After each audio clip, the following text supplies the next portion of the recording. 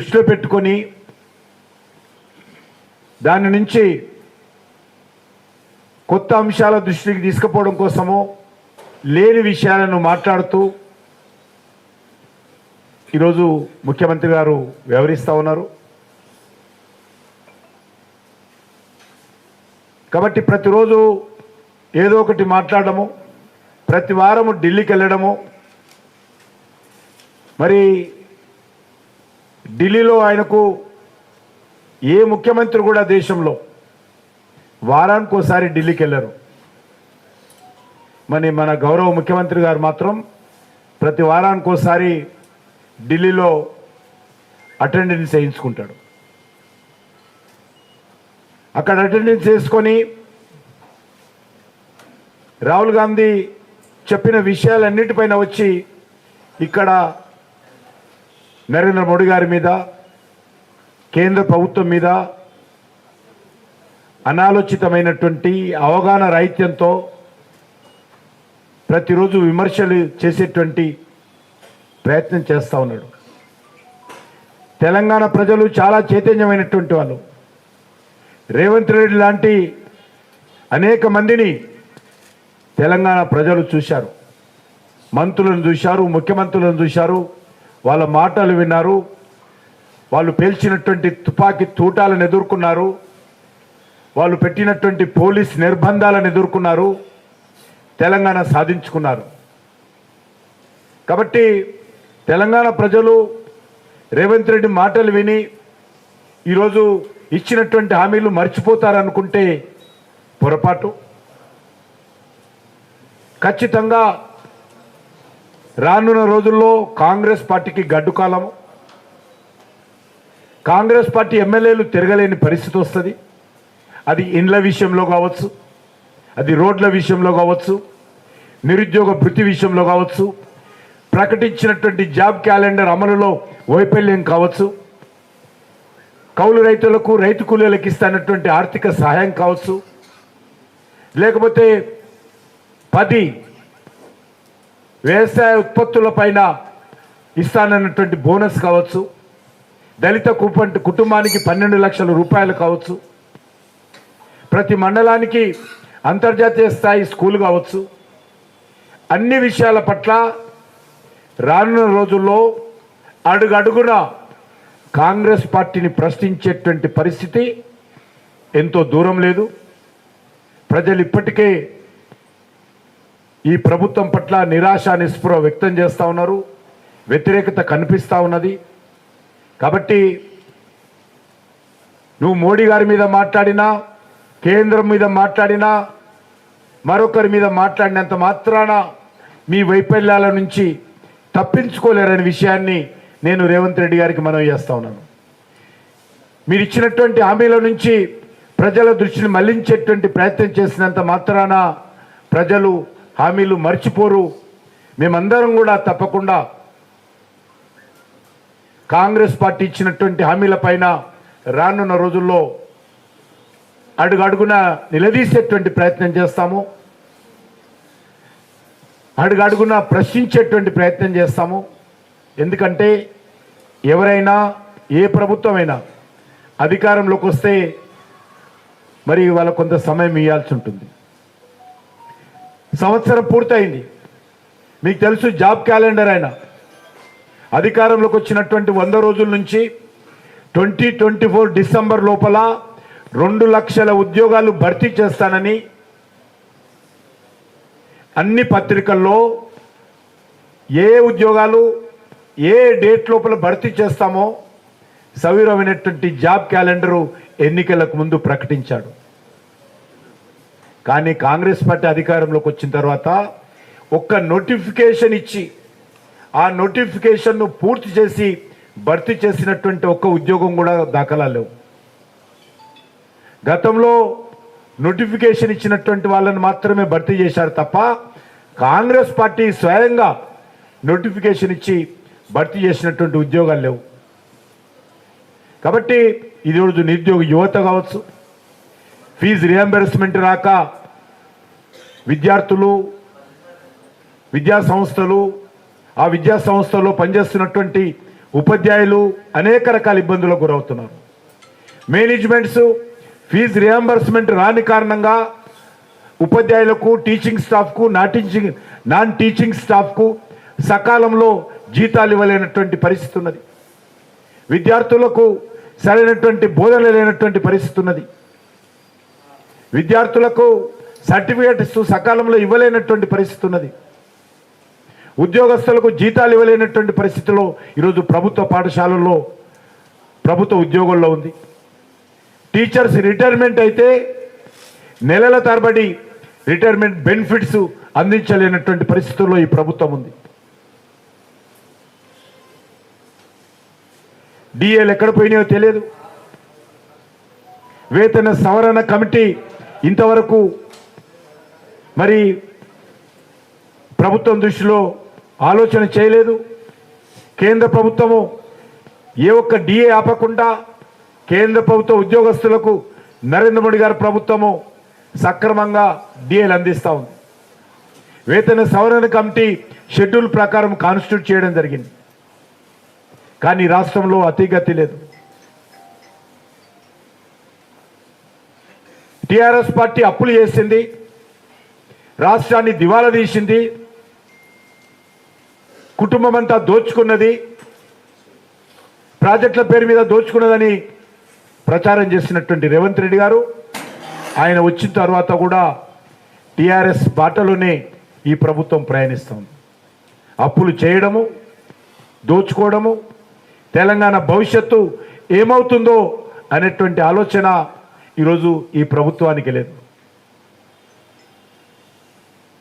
కేసీఆర్ ఉన్న రోజులు నేను నా కుటుంబం ఉంటే సరిపాయ, తెలంగాణ ప్రజలు అప్పుల పైన పర్వాలేదు అని ఇష్టారాజ్యంగా అప్పులు చేసి మిగులు బడ్జెట్తో ఉన్నటువంటి ఈ రాష్ట్రాన్ని అప్పుల పాలు చేశారు. మరి ఈరోజు కాంగ్రెస్ పార్టీ కూడా అదే పద్ధతిలో ఉదయం లేస్తే సాయంకాలం వరకు ఏ భూములు అమ్ముదామా, ఏ సంస్థ అప్పులు ఇస్తుందా, ఏ కొత్త కార్పొరేషన్లు పెడదామా ఆలోచన చేస్తున్నటువంటి పరిస్థితి ఉన్నది. అయినప్పటికీ కూడా ఏ ఒక్క హామీ కూడా సమర్థవంతంగా అమలు చేయలేనటువంటి పరిస్థితులు ఉన్నది. ఏ రకంగా ఆర్థిక వనరులు సమకూర్చుకుంటామో ఈ ప్రభుత్వం ముందు ఒక కార్యాచరణ ప్రణాళిక లేదు. ఏ రకంగా ఇచ్చిన హామీలు అమలు చేస్తామో కాంగ్రెస్ పార్టీ ప్రభుత్వం ముందు ఒక రోడ్ మ్యాప్ లేదు. రైతులకు ఇచ్చిన హామీలు ఏ రకంగా అమలు చేస్తామో, రైతులు పండించినటువంటి పంటలకు బోనస్ ఏ రకంగా ఇస్తామో,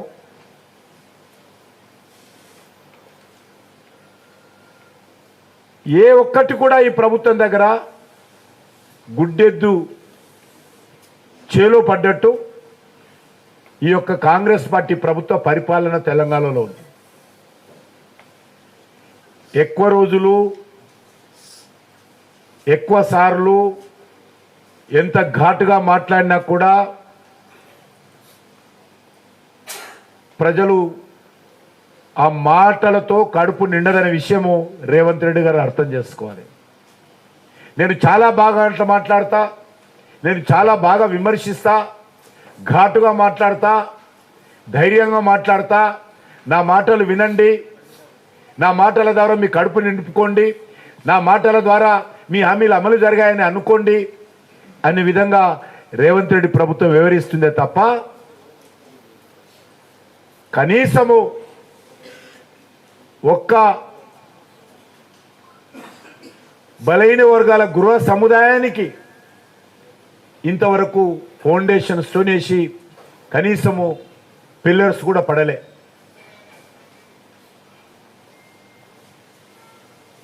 మరి రాష్ట్రంలో ఒక దయనీయమైనటువంటి పరిస్థితుల్లో ఈ ప్రభుత్వం పనిచేస్తూ ఉంది. గతంలో తెలంగాణ ప్రజలు 10 సంవత్సరాల టీఆర్ఎస్ పాలన చూశారు. ఇప్పుడు ఈ యొక్క 14 నెలలుగా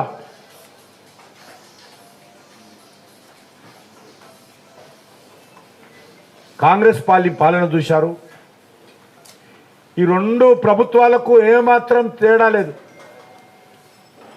మక్కి టు మక్కి, సేమ్ టు సేమ్.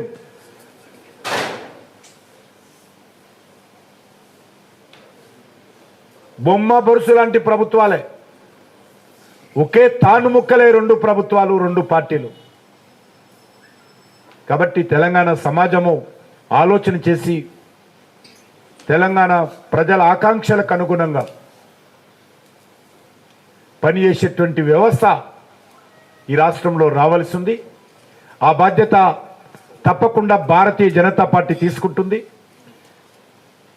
ఈ రాష్ట్రాన్ని ఇదే విధంగా వదిలేస్తే రానున్న రోజుల్లో ప్రభుత్వ పాఠశాలలకు కొత్త భవనాలు పక్కన పెట్టు, ఉన్న భవనాలకు రంగు వేసేటువంటి పరిస్థితి ఉండదు, సున్నం వేసే పరిస్థితి కూడా ఉండదు, చాక్ పీసులు అందించే పరిస్థితి ఉండదు. ప్రతి నెల నెల తెలంగాణ ప్రజల మీద అప్పు భారం పెరిగిపోతుంది. ఈ నెలకు ఎంత అప్పు వస్తుంది, వచ్చే నెల ఎంత అప్పు తెచ్చుకుందాము, ఎవరిస్తారు అనేటువంటి పరిస్థితుల్లో ఈరోజు ప్రభుత్వాలు ఉన్నాయే తప్ప మిగులు బడ్జెట్తో ఉన్నటువంటి రాష్ట్రాన్ని దుర్మార్గంగా దివాలా తీయించినటువంటి పరిస్థితి బీఆర్ఎస్కు, కాంగ్రెస్ పార్టీ ప్రభుత్వానికి దక్కుతుందని మనవి చేస్తూ నాకు పూర్తి విశ్వాసం ఉంది. వరంగల్ ఉమ్మడి జిల్లాలో, ఖమ్మం ఉమ్మడి జిల్లాలో, నల్గొండ ఉమ్మడి జిల్లాలో పోటీ చేస్తున్నటువంటి మా అభ్యర్థి సర్వ ఉత్తమ ఉపాధ్యాయుడైన సర్వోత్తమ రెడ్డి సర్వ ఉత్తమ ఉపాధ్యాయుడైన. కాబట్టి ఆ రకంగా ఒక ఉత్తమ ఉపాధ్యాయుడు, నిజాయితీతో ఉపాధ్యాయ వర్గానికి సేవ చేసినటువంటి వ్యక్తి, చాలా సింపుల్గా ఉంటాడు. తన శేష జీవితాన్ని అంతా కూడా ఈరోజు ఉపాధ్యాయులకు మరింతగా అంకితం చేయడం కోసము ఆయన పనిచేస్తూ ఉన్నాడు. కాబట్టి వారిని గెలిపించాల్సిందిగా నేను కోరడం కోసమే ఈరోజు వరంగల్కి రావడం జరిగింది. తప్పకుండా ఏవైతే సమస్యలు ఉన్నాయో ఆ సమస్యల కోసం ఇటు రాష్ట్ర ప్రభుత్వం, అటు లెజిస్లేటివ్ కౌన్సిల్లో, అదేవిధంగా ప్రజా ఉద్యమంలో కీలక పాత్ర పోషిస్తూ సమస్యల పరిష్కారం కోసం ఉపాధ్యాయుల వర్గానికి అండగా నిలబడతాడని ఈ సందర్భంగా మనయేస్తున్నాను. వారొక్కరే కాదు, భారతీయ జనతా పార్టీ ఉపాధ్యాయుల సమస్యల మీద పోరాటం చేయాలి కాబట్టి, ఉపాధ్యాయులకు అండగా ఉండాలి కాబట్టి ఏ పార్టీ పోటీ చేయకపోయినా ఒక భారతీయ జనతా పార్టీ ఈరోజు జరుగుతున్నటువంటి రెండు ఉపాధ్యాయ నియోజకవర్గాల్లో మేము పోటీ చేస్తాము. మిగతా ఏ పార్టీ కూడా పోటీ చేయడం లేదు. ఉపాధ్యాయుల సమస్యలకు వారికి పట్టింపు లేదు కాబట్టి వాళ్ళు ఎవరు పోటీ చేయడం లేదు. మాకు పట్టింపు ఉంది, మాకు అవగాహన ఉంది, మాకు సానుభూతి ఉంది, అండగా నిలబడేటువంటి శక్తి ఉంది. తప్పకుండా వాళ్ళకు అండగా నిలబడతామని ఈ సందర్భంగా మనం చేస్తూ సెలవు తీసుకుంటున్నాం.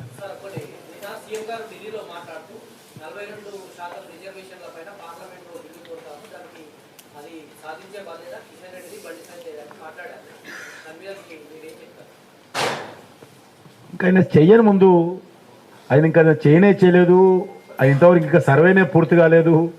సర్వే పూర్తి చేయని, సర్వే పూర్తి చేసిన తర్వాత బీసీ సంఘాలతో మాట్లాడండి. ఏ ఒక్క బీసీ సంఘమైనా వీళ్ళు చేసినటువంటి సర్వేకి ఆమోదం తెలియజేశారా? ఒక్క బీసీ సంఘమైనా? మమ్మల్ని అడిగే ముందు కనీసం ఆయన సర్వే పూర్తి చేయండి, సర్వే పూర్తి చేసినాక బీసీ సంఘాల ఆమోదం పొందండి. అప్పుడు తప్పకుండా ఇతర రాష్ట్రాల్లో అనేక రకాలుగా ఈరోజు మరి ఏ రకంగా రిజర్వేషన్స్ ఇక్కడ కూడా జరుగుతాయి.